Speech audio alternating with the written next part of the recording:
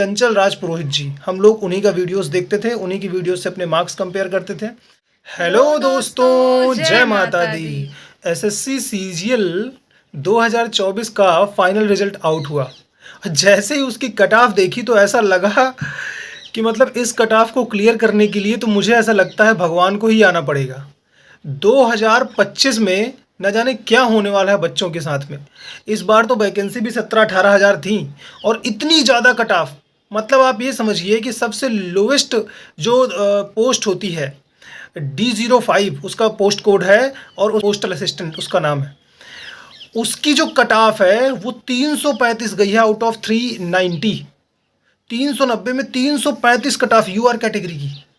अब आप ये समझिए कि अगर इतनी ज़्यादा वैकेंसी होने के बाद इतनी ज़्यादा कट ऑफ जाए, मतलब वैकेंसी ज़्यादा होने का मतलब कट ऑफ कम जानी चाहिए, लेकिन 17-18 हज़ार वैकेंसी होने के बाद इतनी ज़्यादा हाई कट ऑफ जाए तो 2025 वाले बच्चे क्या करेंगे। एक हम सब की फेवरेट है, या फिर आप सब लोग भी जानते होंगे, उनको परिचित होंगे, उनसे नहीं जानते हैं तो मैं बता देता हूँ। चंचल राज पुरोहित जी। हम लोग उन्हीं का वीडियोस देखते थे, उन्हीं की वीडियोस से अपने मार्क्स कंपेयर करते थे। तो हमारा बिल्कुल मार्जिनल अंतर से प्री में नहीं हुआ, कोई दिक्कत नहीं है। उनका भी सिलेक्शन नहीं हुआ, जबकि 309 नंबर थे उनके मेंस में। जब उनकी आंसर की आई थी तो उन्होंने बताया था कि 309 नंबर थे ईडब्ल्यूएस कैटेगरी में। नॉर्मलाइजेशन ने खेल कर दिया, आप ये समझिए।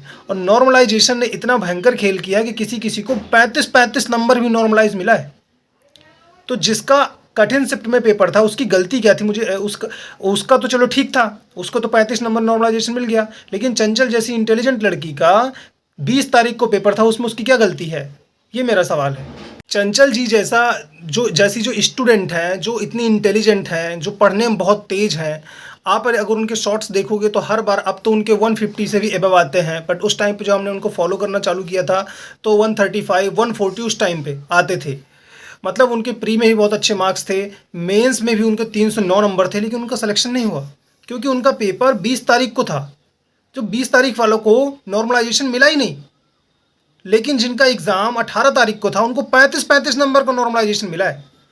तो मतलब आप ये समझिए, जो पढ़ा लिखा है, होशियार है, इंटेलिजेंट है, उसका अगर 20 तारीख को एग्ज़ाम हो गया तो उसमें उसकी क्या गलती है, कोई गलती नहीं उसकी। लेकिन जो पढ़ा लिखा नहीं है, जो कम इंटेलिजेंट है, जो कम नंबर लेके आ रहा है, उसका 18 तारीख को हो गया नॉर्मलाइजेशन, मिले उसको 35 नंबर। बहुत सारे बच्चों के साथ ऐसी कमियां हुई हैं। अब थोड़ी बिट्टीज जानते हैं उनका ओपिनियन क्या है इस बारे में। जी हाँ, नॉर्मलाइजेशन तो गलत हुआ है, क्योंकि किसी किसी को नॉर्मलाइजेशन में मिले हैं 23 नंबर, किसी किसी को मिले हैं 2-2 नंबर। तो जिसको 30 मिले हैं तो उसका तो ठीक है।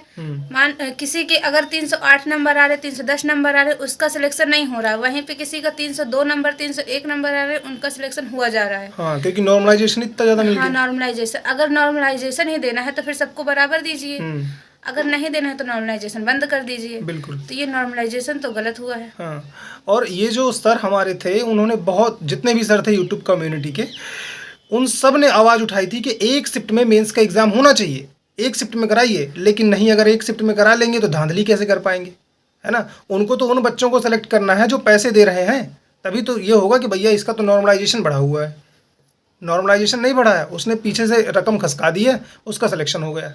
मुझे तो इस बात की चिंता है कि 2025 में जो सीजीएल होने वाला है, उस बार तो वैकेंसी भी अब कम आने वाली है और रिपीटर्स भी ज़्यादा बच्चा हो गया, और जो सेलेक्टेड हैं वो भी पेपर देने वाले हैं। तो जो फ्रेशर्स हैं उनका क्या होगा, जो पहली बार तैयारी कर रहे हैं उनका बेचारों का क्या होगा। तो बस यही उम्मीद के साथ कि कुछ जो अगर थोड़ी भी धांधली इसमें होती है, इस एग्ज़ाम को अगर थोड़ी भी लोग पैसे दे करके सेलेक्ट होते हैं इसमें, तो ये बंद होना चाहिए।